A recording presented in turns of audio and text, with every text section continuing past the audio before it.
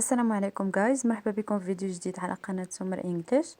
اليوم هو الدرس الرابع في سلسلة دروس انجليزية للبكالوريا حسب الاطار المرجعي. اليوم عندنا اليونيت ديال cultural values and issues. اول حاجه الا كنتو جداد في القناه مرحبا بكم في القناه، وما تنساوش ديروا سبسكرايب باش تتبعوا معنا البروغرام اللي دايرين باش راجعوا جميع دروس انجليزيه في هذه المده اللي بقات قبل الامتحان الوطني. يمكن لكم كذلك تشوفوا البروغرام اللي متبعه في لاشين، يعني غادي تلقاوه مع البلاي ليست فيه الترتيب ديال الدروس. يلا نبداو الفيديو ديال اليوم. الفيديو ديال اليوم على cultural values and issues. عندنا اول حاجه خاصنا نعرفوا الفوكابولري اللي لهم علاقه cultural values، يعني القيم الثقافيه. values قيم، cultural ثقافيه. culture هي ثقافه، cultural ثقافي ولا ثقافيه. هنا culture ثقافه، tolerance تسامح، values قيم، coexistence تعايش، cooperation عقلتوا على هاد الكلمات كنا استعملناهم في البريفكسز اللي قرينا البارح. cooperation تعاون، انصاف equity، diversity تنوع، civilization حضارة civilization، ethics الأخلاق ethics، respect الاحترام هذه كنظن عارفينها. عندنا partnership كتعني الشراكة partnership. عندنا hospitality كتعني حسن الضيافة hospitality اللي معروفة على المغرب.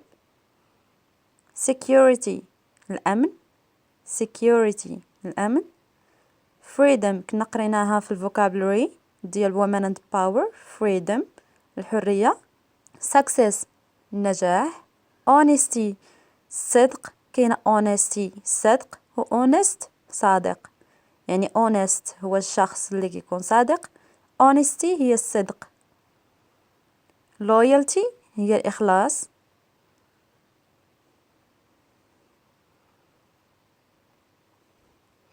commitment الالتزام commitment. optimism تفاؤل vocabulary كنا قريناه في الgift of youth. positivity إيجابية positivity جاية من positive. ثاني حاجة خاصكم تعرفوها هي الفوكابولير اللي لهم علاقة بالcultural issues، يعني المشاكل الثقافية. cultural issues عندنا مثلا hatred هي الكره hatred الكره.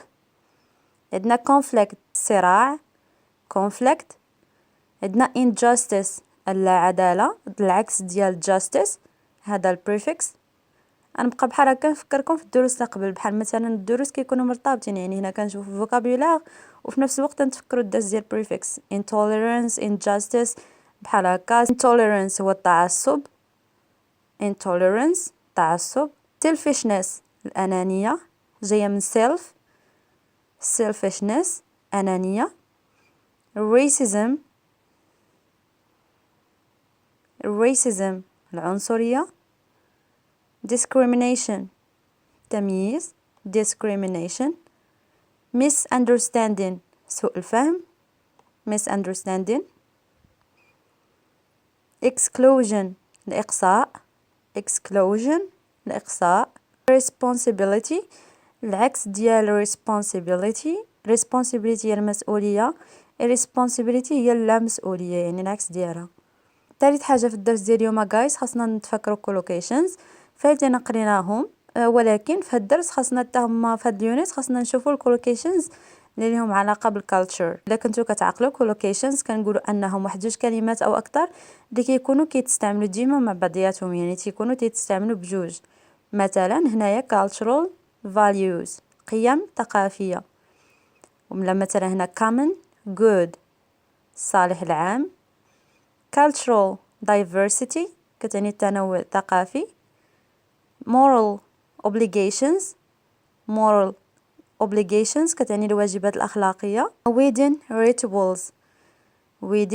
rituals كتعني طقوس الزواج. عندنا cultural shock الصدمة الثقافية. civic education كتعني التربية المدنية. الحاجة الأخرى اللي كاينة في هاد الدرس ديال vocabulary كاين عندنا compound adjectives هو الدرس اللي كيكون مع الفوكابلري، يعني ديما في كل يونت تيكون دوك التيرمز يعني الكلمات اللي لهم علاقه باليونت مفردات، وكذلك تيكون معهم واحد الدرس ديال الفوكابلري. مثلا كان عندنا قرينا idioms، قرينا collocations، قرينا prefixes and suffixes. ودابا في هاد اليونت كاين compound adjectives. compound adjectives are adjectives made up of two or more words usually with a hyphen كنت قلتها لكم البارح، هي هاد الشريطه اللي تتكون between two words. مثلا عندنا will known writer، عندنا كاتب مشهور. واحد جوج كلمات جمعناهم مع بعضياتهم باش يوصفوا لنا الرايتر، يعني باش يعطونا واحد الادجكتيف. compound يعني كيكون مكون، يعني مكون من جوج كلمات او اكثر. هنا عندنا مثلا deeply rooted traditions. deeply rooted هي الادجكتيف ديالنا اللي كنسموه compound adjective، تقاليد راسخه. يعني rooted يعني دوك الجذور ديالها تيكونوا عميقه. الا جيتي تشرحها او ترجمها ترجمه حرفيه، تقاليد ذات جذور عميقه مثلا، ولكن هي كتعني مهم تقاليد راسخه، يعني شي حاجه اللي راسخه. a good looking man كتعني handsome، يعني رجل وسيم. a tongue tied boy يعني كتعني فتى صامت. tongue هي لسان، tied هي مربوط، يعني ما تيهضرش.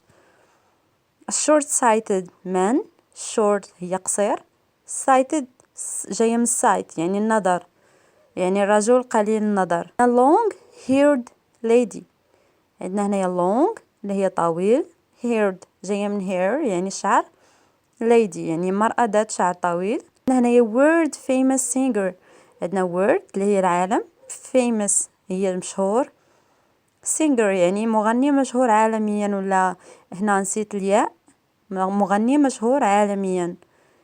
last minute solution يعني هاد solution ديال last minute، يعني كنقولوا حنايا الدقيقة 90 يعني آخر لحظة، كنقولوا ليها last minute solution. last minute solution بحال آخر دقيقة. a part time job. part time job كاين عندنا في job، كاين يا إما full time يا إما part time. full time هي أنك تخدم نهار كامل، part time هي أنك تخدم نص نهار، يعني عمل بدوام جزئي. الحاجة أخرى اللي خاصكم تعرفوا في هاد اليونيت هي الانتونيمز والسينونيمز. عندنا الانتونيمز كيعنوا بهم، الا شفتوا داك البارت ديال اللي دايرين لكم فيها في الاطار المرجعي الفوكابلري، كاينه معاهم الانتونيمز والسينونيمز، وكاينين حتى هاد الدروس كامله اللي فايت لنا قرينا دابا. عندنا الانتونيمز تعني العكس، يعني الضد ديال الكلمه، وهادو تيتحطوا في الامتحان الوطني. مثلا كيعطوكم شي كلمه وتيقول لكم مثلا جبدوا من النص السينونيم ديالها ولا الانتونيم ديالها، يعني الضد ديالها او المفرد ديالها. عندنا مثلا tolerance هي intolerance اللي قرينا في ال prefixes، هاي زدنا غير prefixes، زدنا واحد prefix وعطاتنا العكس ديالها. equity injustice. cooperation اللي هي التعاون، الضد ديالها individuality يعني الانفراد. responsibility المسؤولية، irresponsibility هو الانتونيم ديالها يعني العكس ديالها، زدناها ال prefix ir. عندنا love العكس ديالها hatred، دي باينه واضحه. هنايا عندنا guys خاصنا نشوفوا السينونيمز اللي كاينين. السينونيمز اختاريت لكم واحد جوج اللي واضحين باش تقدروا هكا تعقلوا، غير تفهموا المعنى ديالها وتعقلوا عليهم. culture هي لايف ستايل، ممكن تكون السينونيم ديالها يعني culture تنقصدوا بها لايف ستايل اوف people، يعني طريقه العيش ديال الناس، مثلا كنقولوا ليها culture ديالهم، يعني اي حاجه ليها بعلاقه بكيفاش تعيشوا الناس هذيك هي culture. هنايا culture ممكن نقولوا ان السينونيم ديالها هو لايف ستايل. intellectuality اللي هي الفكر. literacy اللي هي الوعي، يعني نفس المعنى تقريبا، يعني السينونيم ديالها. اخر حاجه في الدرس ديال اليوم جايز هي word definition. الا شفتوا حتى في الفوكابلري البارت ديال الفوكابلري في الاطار المرجعي داير لكم word definition. في الامتحان الوطني ممكن يعطوكم انكم كلمه، يعطوكم انكم تعرفوها، يعني تعطوا واحد definition، يقول لكم defined word ولا شي حاجه بحال هكا، غير باش تعرفوا المعنى ديال definition. اما ما كاينش لها شي قاعده، يعني خاصكم غير تكتبوا تعريف وصافي.